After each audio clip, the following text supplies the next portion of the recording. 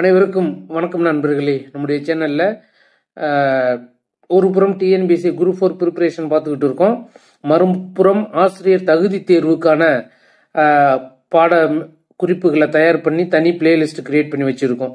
இதையும் தவிர்த்து அடுத்ததாக ஒரு முயற்சியாக நடப்பு நிகழ்வுகள் அதையும் நம்ம முக்கியத்துவம் கொடுக்கலாம் அப்படின்னு ஆரம்பிக்கிறோம். என்ன அப்படின்னா, ஏன் அப்படின்னா இந்த நடப்பு நிகழ்வுகளானது எது எதுக்கெல்லாம் பயன்படுது அப்படின்னு பாருங்க. டிஎன்பிஎஸ்சி அது குரூப் எந்த குரூப்பாக இருந்தாலும் நடப்பு நிகழ்வுகள் 20 முதல் 25 வினா இருக்குது.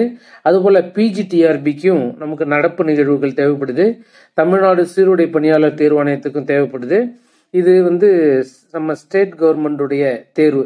இப்போ சமீபத்தில் ஆசிரியர் தேர்வாணையம் அரசு கல்லூரியில் உள்ள பேராசிரியர் பணியிடங்களுக்கு நோட்டிஃபிகேஷன் வெளியில் விட்டுருக்காங்க. அதுலேயும் என்ன பண்ணியிருக்காங்க, 25 மதிப்பெண்களுக்கு நடப்பு நிகழ்வுகள் கேட்டிருக்கிறாங்க. அப்போ நாம் இதை கருத்தில் கொண்டு சில நண்பர்கள் இங்கிலீஷ் மீடியத்தில் மெட்டீரியல் கேட்டிருக்கீங்க. இப்போ தான் நாம் ஆரம்பித்து கொஞ்சம் கொஞ்சமாக போகிறோம். உங்களுடைய நிறைகளை நீங்கள் தெரியப்படுத்தினீங்க அப்படின்னா அதுக்கு தகுந்தது போல் நாங்கள் எங்களை மாற்றிக்கொண்டு உங்களுக்கு தேவையான தகவல்களை கொடுக்க நாங்கள் கடமைப்பட்டிருக்கோம். இது ஸ்டேட் கவர்மெண்ட் எக்ஸாம் இல்லாமல் சென்ட்ரல் கவர்மெண்ட்டுக்கும் இந்த நடப்பு நிகழ்வுகள் தேவைப்படுது. அதனால் நாம் முதல்ல தமிழ் மெட்டீரியலை ரெடி பண்ணிவிட்டு அடுத்தடுத்து எதிர்காலத்தில் இங்கிலீஷ் மெட்டீரியலும் ரெடி பண்ணுறதுக்கு தயார் நிலையில் இருக்கும்.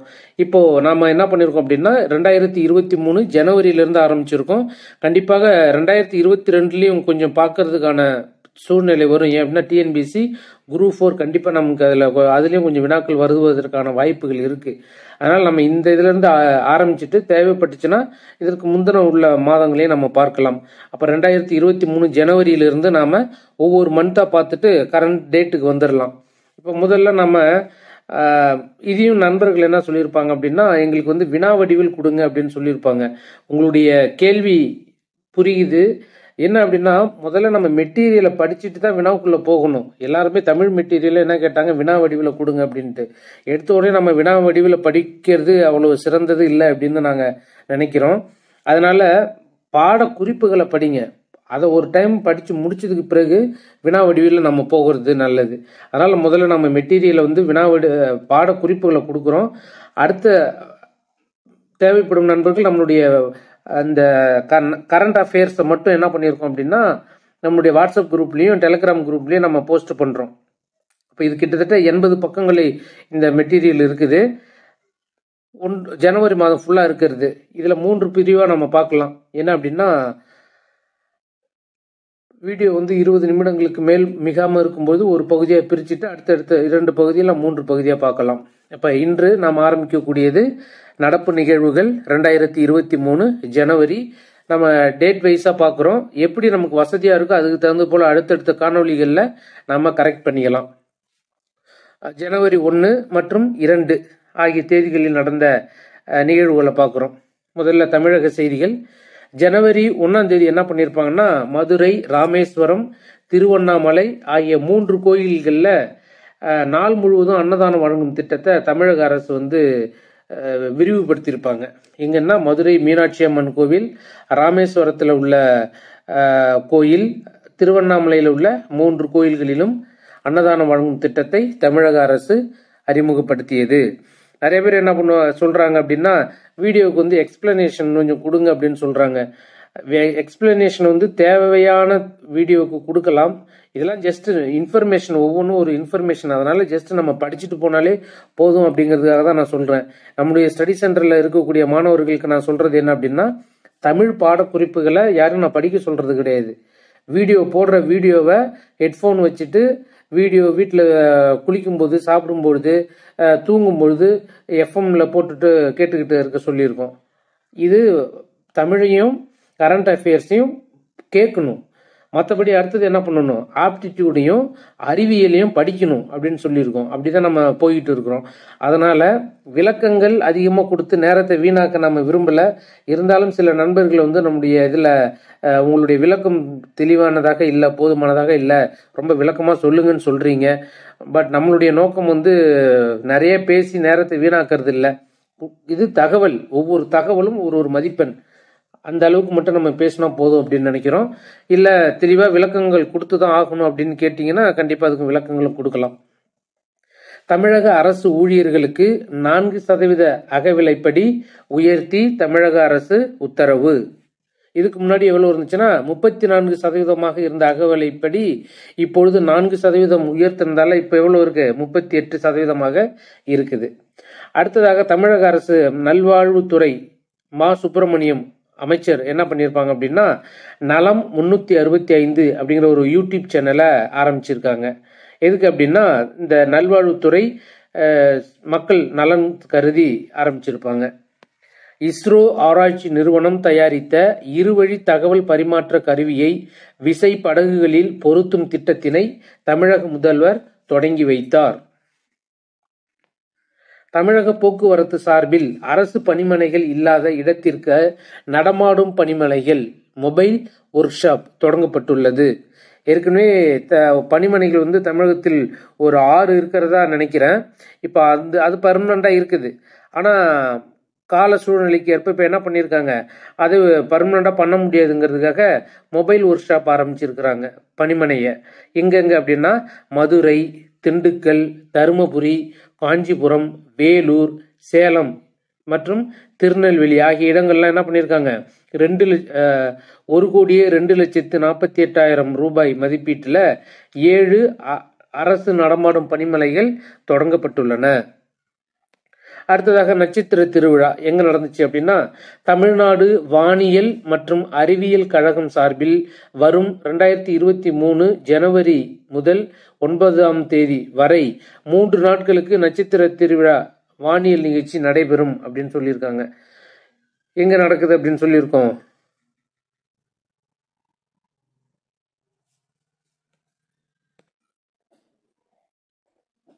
இந்த நிகழ்வானது சென்னையில் நடைபெறும் அப்படின்னு சொல்லியிருக்கிறாங்க. இதோடைய பேக்ரவுண்ட் என்ன அப்படின்னா கிபி 1610 ஜனவரி 7ஆம் தேதி நம்முடைய வானியலாளர் கலீலியோ நம்ம சூரிய குடும்பத்தினுடைய வியாழன் கோளை அவர் உருவாக்கிய தொலைநோக்கி மூலியமாக பார்த்துருக்காரு. அப்போ அப்படி பார்க்கும்போது என்ன கிடைச்சிருக்கு, அவருக்கு ரிசல்ட் கிடைச்சிச்சு அப்படின்னா 4 துணைக்கோள்கள், அதை தான் நிலவு அப்படின்னு சொல்றோம், 4 துணைக்கோள்களை அவர் கண்டுபிடித்தார். அதனை நினைவு கூறும் வகையில தான் இந்த நட்சத்திர திருவிழா கொண்டாடப்படுகிறது. அடுத்ததாக தேசிய செய்தி பார்த்தோம் அப்படின்னா 1ஆம் தேதி 1/2 NIA அப்படின்னா நேஷனல் இன்வெஸ்டிகேஷன் ஏஜென்சி, தேசிய புலனாய்வு முகமை. இப்போ இது பார்த்துருப்போம், சமீபத்தில் நாம் தமிழர் கட்சி உறுப்பினர்களுடைய வீடுகளில் தமிழ்நாட்டில் பெரும் பரபரப்பை ஏற்படுத்தியிருப்பாங்க. சோதனை பண்ணுறோம், விசாரணைக்கு கூப்பிடுறோம் அப்படின்னு. அதுதான் இந்த NIA நேஷனல் இன்வெஸ்டிகேஷன் ஏஜென்சி, தேசிய புலனாய்வு முகமை சார்பில் இதுவரை இல்லாத வகையில் 2022ஆம் ஆண்டில் 72 பயங்கரவாத வழக்குகள் பதிவு செய்யப்பட்டிருக்காங்க. இது எந்த வருஷம் ஆரம்பிச்சிருக்காங்க அப்படின்னா 2008 தான் இந்த NIA ஆரம்பிச்சிருக்கு. இதனுடைய கிளை அலுவலகங்கள் 18 உயர்ந்துள்ளது. அடுத்த வருஷம் இது 24 உயர்த்த திட்டம் போட்டிருக்காங்க. அடுத்தது ஜனவரி 1 முதல் தேசிய உணவு பாதுகாப்பு சட்டத்தின் NFSA அப்படின்னா அதுதான் இந்த தேசிய உணவு பாதுகாப்பு சட்டம், நேஷனல் ஃபுட் செக்யூரிட்டி ஆக்ட். இதன் கீழே 81.35 கோடி பயனாளிகளுக்கு ஆண்டு முழுவதும் இலவச உணவு தானியங்கள் விநியோகிக்க உள்ளது. ஜனவரி 1, 2023 முதல். அப்போ தேசிய உணவு பாதுகாப்பு சட்டம் 2013 தான் அந்த தேசிய உணவு பாதுகாப்பு சட்டம் கொண்டு வரப்பட்டது.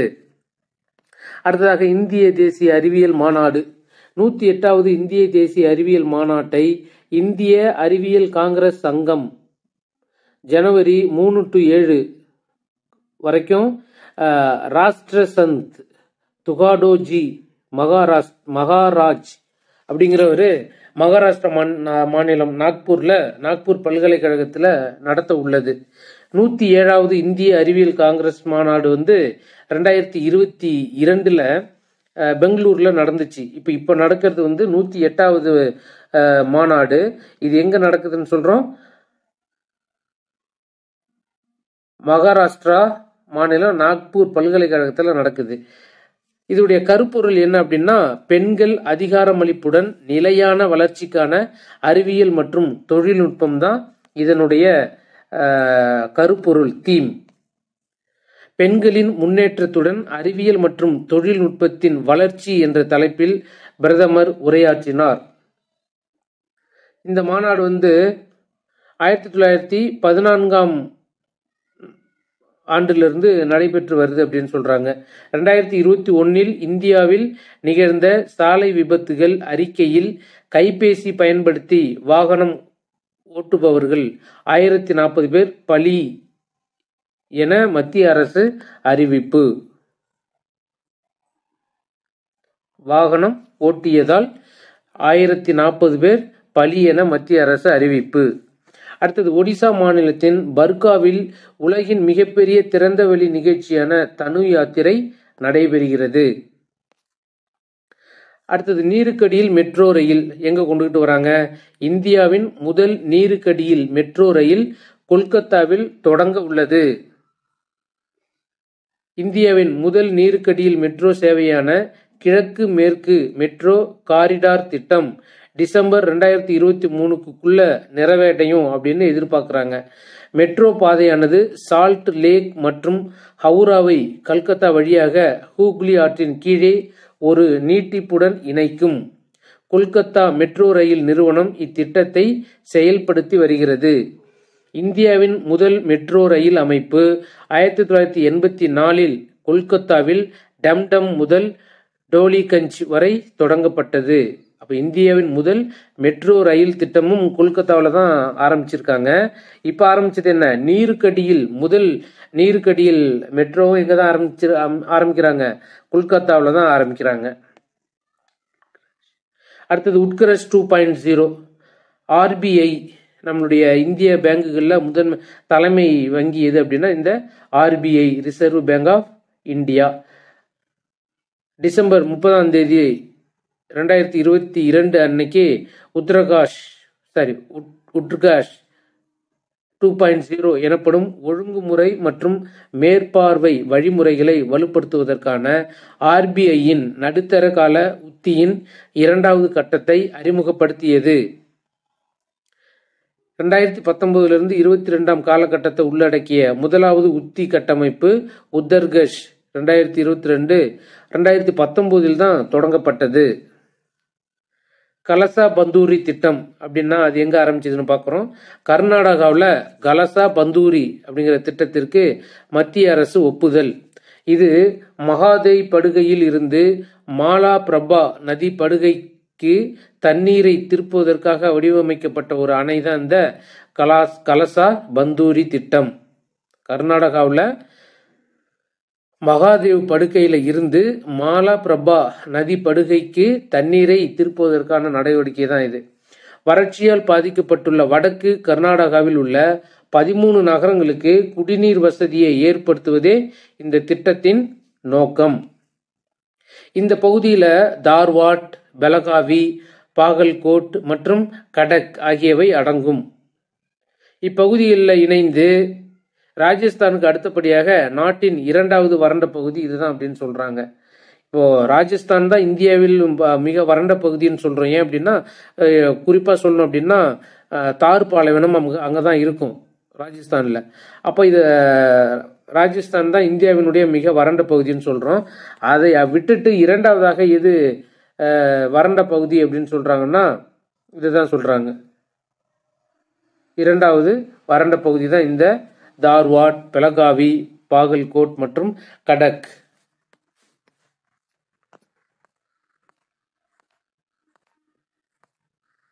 இந்த திட்டத்திற்கு கோவா மற்றும் மகாராஷ்டிராவிலிருந்து எதிர்ப்பு கிளம்பி இருக்கு அப்படின்னு சொல்றாங்க. அடுத்ததாக வெஸ்னர் அரேஞ்ச்மெண்ட். ஆயுதம் மற்றும் தொழில்நுட்பங்களை பகிர்ந்து கொள்ள நிபந்தனைகள் விதிக்க உருவாக்கப்பட்டதுதான் இந்த வாசினார் உடன்படிக்கை. எதுக்கு? அமெரிக்கா, ஆஸ்திரேலியா, பிரிட்டன், அர்ஜென்டினா உள்ளிட்ட 41 நாடுகள் இதுல உறுப்பினர்களாக இருக்கிறாங்க. அப்ப ஜனவரி 1 முதல்ல இந்த ஏற்பாட்டின் தலைமை பொறுப்பை இந்தியா ஏற்க இருக்குது.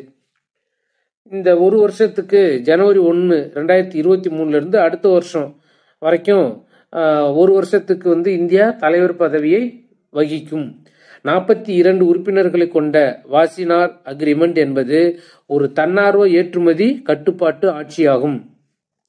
இதில் இந்தியா எப்போ சேர்ந்துச்சு அப்படின்னா 2017 தான் 42வது உறுப்பு நாடாக இதில் சேர்ந்திருக்கும். இது வழக்கமான ஆயுதங்கள் மற்றும் இரட்டை உபயோகப் பொருட்களின் பரிமாற்றங்களை கண்காணிக்கிறது. இந்தியாவுக்கு முன்னாடி இதுக்கு தலைவர் பதவி எந்த நாடு இருந்துச்சு அப்படின்னா அயர்லாந்து தான் இருந்துச்சு. இந்த அயர்லாந்து தான் இப்போ நமக்கு இந்தியா கிட்ட அந்த பொறுப்பை ஒப்படைச்சிருக்கு. இதனுடைய அலுவலகம் எங்க இருக்கு அப்படின்னா ஆஸ்திரியாவில் உள்ள வியன்னாவில் தான் இதனுடைய அலுவலகம் இருக்கு.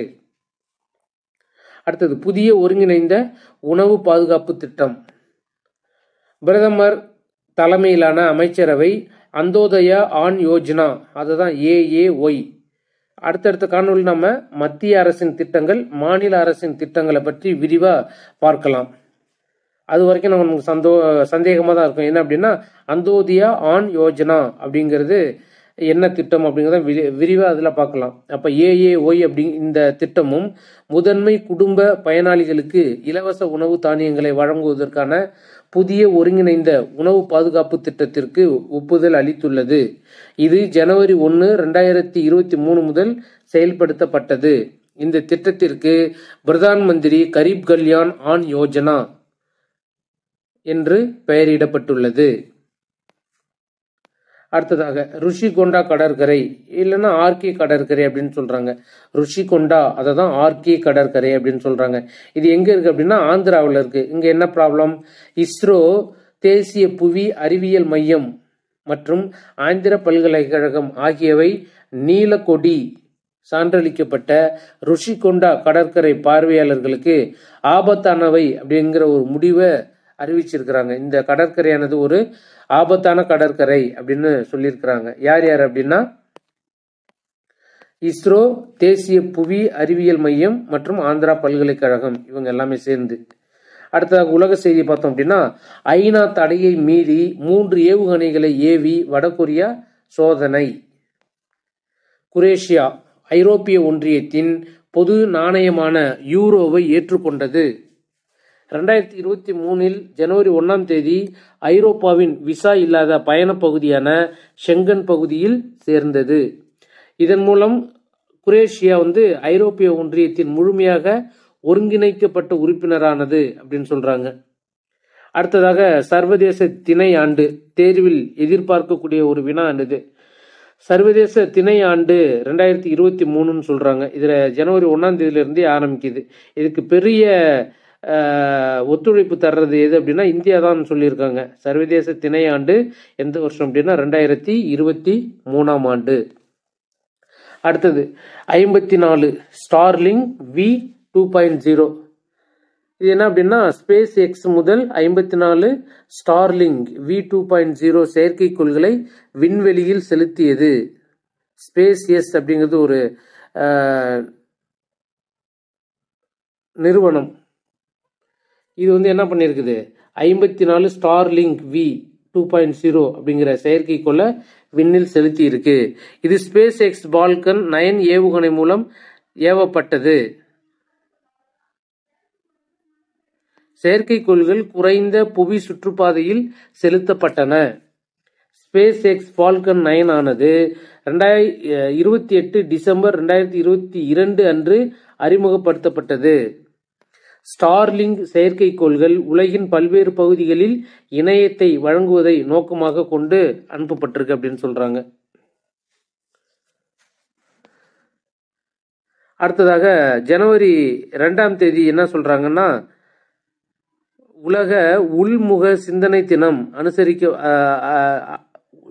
உலக உள்முக சிந்தனை தினம் ஜனவரி 2 அப்படின்னு சொல்றோம். இது என்னையிலிருந்து அனுசரிக்கப்படுது அப்படின்னா 2011 ஆண்டுல இருந்து தான் இதை அனுசரிக்கிறாங்க.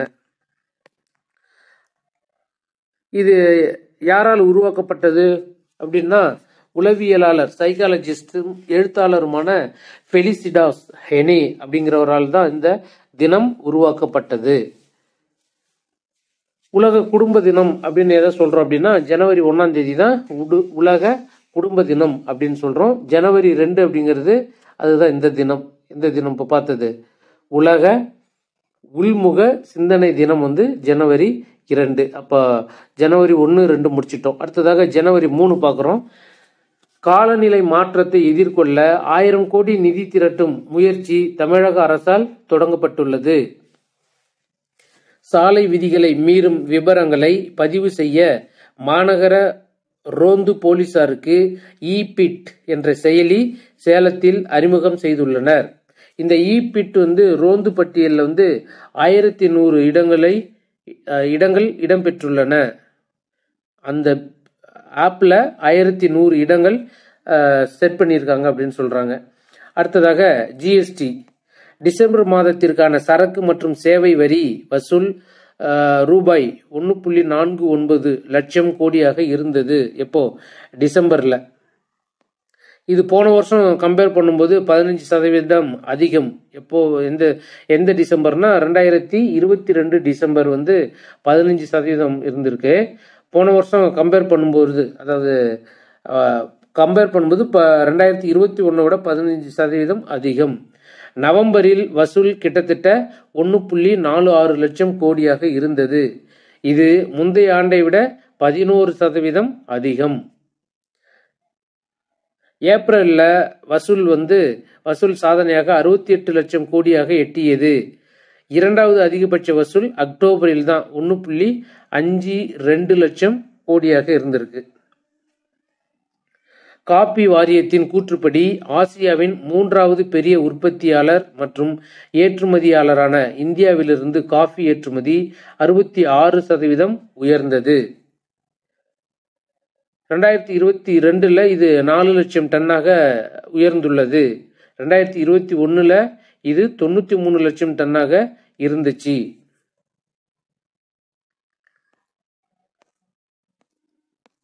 உடனடி காஃபி தவிர ரோபஸ்டா மற்றும் அரேபிகா வகைகளை இந்தியா அனுப்புகிறது. எங்கெங்கெல்லாம் ஏற்றுமதி செய்யறாங்க அப்படின்னா இத்தாலி, ஜெர்மனி, ரஷ்யா ஆகிய இடங்கள்ல நம்மளுடைய இந்திய காஃபி வகை ஏற்றுமதி செய்யப்படுகிறது. நாட்டின் பண மதிப்பிழப்பு இழப்பீட்டிற்கு பிறகு ரூபாய் நோட்டுகளின் மதிப்பு 83% அதிகரித்துள்ளது. பண மதிப்பிழப்பு செயல்படுத்தப்பட்ட ஆண்டு 2016. பண மதிப்பிழப்பு இழப்பீட்டிற்கு பிறகும் கள்ள ரூபாய் நோட்டுகளின் புழக்கம் அதிகரித்துள்ளது என தேசிய குற்ற ஆவண காப்பகம் NCRB national crime records bureau அறிவித்துள்ளது.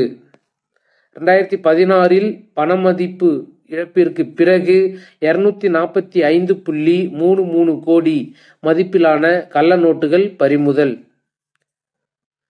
பறிமுதல் செய்யப்பட்ட கள்ள நோட்டுகளின் மதிப்பு எந்த வருஷம் அந்த பண மதிப்பிழப்பு கொண்டுகிட்டு வந்தாங்களோ அதுல இருந்து ஒவ்வொரு வருஷமா எவ்வளவுலாம் பறிமுதல் செஞ்சிருக்காங்கன்னு பாக்குறாங்க. 2016 55.29 கோடி பறிமுதல், 17 55.71 கோடி, 18 26.35 கோடி, 19 34.79 கோடி. இதுல அதிகபட்சமா எந்த வருஷத்துல பறிமுதல் பண்ணியிருக்காங்க அப்படின்னா 2020 தான் பறிமுதல் பண்ணியிருக்காங்க. எவ்வளோ அதிகமா? 92.17 கோடி. 2021 20.39 கோடி பறிமுதல் பண்ணியிருப்பாங்க. இந்த NCRB தேசிய குற்ற ஆவண காப்பகம் எந்த வருஷம் ஆரம்பிச்சிருப்பாங்க அப்படின்னா 1986. ஜனவரி 13 உலகின் நீளமான சொகுசு நதி வழி சொகுசு கப்பல் கங்கா விலாசை பிரதமர் தொடங்கி வைக்கிறார். இது உத்தரப்பிரதேசம் வாரணாசி முதல் அஸ்ஸாம் திப்ருநகர் வரையிலான 4000 கிலோமீட்டர் தூரத்திற்கு பயணம் செய்ய உள்ளது. கங்கை, பிரம்மபுத்திரா உட்பட 27 நகரங்களில் 50 நாட்கள் பயணம் செய்கிறது. கொல்கத்தா நகரின் ஹூக்ளி ஆற்றில் நீருக்குள் பயணிக்கும் இந்தியாவின் முதல் மெட்ரோ ரயில் சுரங்கப்பாதை அமைக்கப்பட உள்ளது. இது நம்ம ஏற்கனவே பார்த்துட்டோம். ஜனவரி 1 இந்தியாவும் பாகிஸ்தானும் போரின் போது அணுசக்தி மையங்களின் மீதான தாக்குதலை தவிர்க்கும் விதத்தில் தங்கள் நாட்டின் அணுசக்தி மையங்களின் பட்டியலை பகிர்ந்து கொண்டன. இவ்வொப்பந்தம் முதலா எப்ப ஏற்பட்டுச்சு அப்படின்னா 31/12/1988 ஆரம்பிச்சிருக்கும். இது பட்டியலை பகிர்ந்தது எப்போ அப்படின்னா முதல்ல 1992 தான் பட்டியலை ஷேர் பண்ணியிருப்பாங்க. அடுத்ததாக அஜய்குமார் ஸ்ரீஸ்தவா இந்தியன் ஓவர்சீஸ் வங்கியின் நிர்வாக இயக்குனர் மற்றும் தலைமை செயல் அதிகாரியாக நியமனம். அஜய்குமார் ஸ்ரீஸ்தவா 2024 ஆண்டு மார்ச் மாதத்திற்குள் மக்கள் மருந்தகம் 10,000 உயர்த்த மத்திய அரசு முடிவு. மக்கள் மருந்து திட்டம் 2008 கொண்டு வரப்பட்டது. லும்பி புரோவேக் மருந்தின் உற்பத்தியை அதிகரிக்க மகாராஷ்டிராவின் புனே கால்நடை உயிரியல் பொருள்கள் மையத்துடன் மத்திய அரசு ஒப்பந்தம். கால்நடைகளுக்கு ஏற்படும் லும்பி ஸ்கின் அதாவது தோல் கழலை நோயினை தடுக்கும் வகையில் இந்த மருந்து செலுத்தப்படுகிறது. அடுத்ததாக மிஷன் 929 அப்படின்னா என்ன? இந்திய தேர்தல் ஆணையம் திரிபுராவில் இந்த மிஷன் 929 அப்படிங்கிற ஒரு திட்டத்தை ஆரம்பிச்சிருக்கும். ஏன் அப்படின்னா திரிபுரா முழுவதும் 929 வாக்குச்சாவடிகள் கவனம் செலுத்துறாங்க. அடுத்த சட்டமன்ற தேர்தலில் வாக்களிப்பதை 92% அதிகரிக்க இலக்கு நிர்ணயம் செஞ்சிருப்பாங்க. கேரள மாநிலம் கண்ணூரில் இந்திய நூலக மாநாட்டை அம்மாநில முதல்வர் பினராயி விஜயன் தொடங்கி வைத்தார். இமாச்சல பிரதேச அரசு முதல்வரின் சுகாஸ்ரே சகாயதா கோஷ் திட்டத்தை அறிமுகப்படுத்தியது. அம்மாநில அரசு என்ன பண்ணியிருக்காங்க? ஆதரவற்றோருக்காக 101 கோடியில சுகராஷ்யா சகோயதா கோஷ் திட்டம் அமைக்கப்படும் அப்படின்னு மாநில அரசு தெரிவிச்சிருக்காங்க. அடுத்தது அமைப்பு ரீதியாக முக்கியமான வங்கிகள் அப்படின்னு ஒரு லிஸ்ட் கொடுத்துருக்குறாங்க. இந்த லிஸ்ட் கொடுத்தது யாரு? ஆர்பிஐ. இதெல்லாம் எஸ்பிஐ, ஐசிஐசிஐ, ஹெச்டிஎஃப்சி ஆகியவை அமைப்பு ரீதியாக முக்கியமான வங்கிகள் அப்படின்னு ஒரு லிஸ்ட்டை கொடுத்துருக்குறாங்க. இந்த எஸ்பிஐ மற்றும் தனியாருக்கு சொந்தமான ஐசிஐசிஐ வங்கி மற்றும் ஹெச்டிஎஃப்சி வங்கி ஆகியவை உள்நாட்டு அமைப்பு ரீதியாக முக்கியமான வங்கிகளாக தொடர்கின்றன. பழங்கால வாகனங்களுக்கு 2 மற்றும் 4 சக்கர வாகனங்கள் எல்லாமே சேர்ந்துதான். தனித்தனியாக பதிவு செய்யும் முறையை எந்த மாநிலம் கொண்டுட்டு வந்திருக்கு அப்படின்னா ஒடிசாவில் தான் இந்த பழங்கால வாகனங்களுக்கு ரிஜிஸ்ட்ரேஷனை கொண்டுட்டு வந்திருக்காங்க. அடுத்தது ஸ்மார்ட் ஆயுஷ் அமைச்சகம். ஸ்மார்ட் அப்படின்னா என்னன்னா scope for main streaming Ayurveda research in teaching professionals. இந்த ஸ்மார்ட் அப்படிங்கிற திட்டத்தை அறிமுகப்படுத்தியிருக்கு. எந்த அமைச்சகம்? ஆயுஷ் அமைச்சகம். ஆயுர்வேத கல்லூரிகள் மற்றும் மருத்துவமனைகள் மூலம் முதன்மையான சுகாதார ஆராய்ச்சி பகுதிகளில் அறிவியல் ஆராய்ச்சியை மேம்படுத்துவதே இதன் நோக்கம். ஐவிஎஃப். குஜராத்தின் அம்ரேலி இந்தியாவின் முதல் இன் விட்ரோ கருத்தரித்தல், அதுதான் ஐவிஎஃப் அப்படின்னு சொல்றோம். ஐவிஎஃப்னா in vitro fertilization. IVF mobile சாதனத்தை ஜனவரி 1, 2023 பெற்றது. புருஷோத்தம் ரூபலா மத்திய அமைச்சர் மொபைல் ஐவிஎஃப் ஆய்வகத்தை அறிமுகப்படுத்தினர்.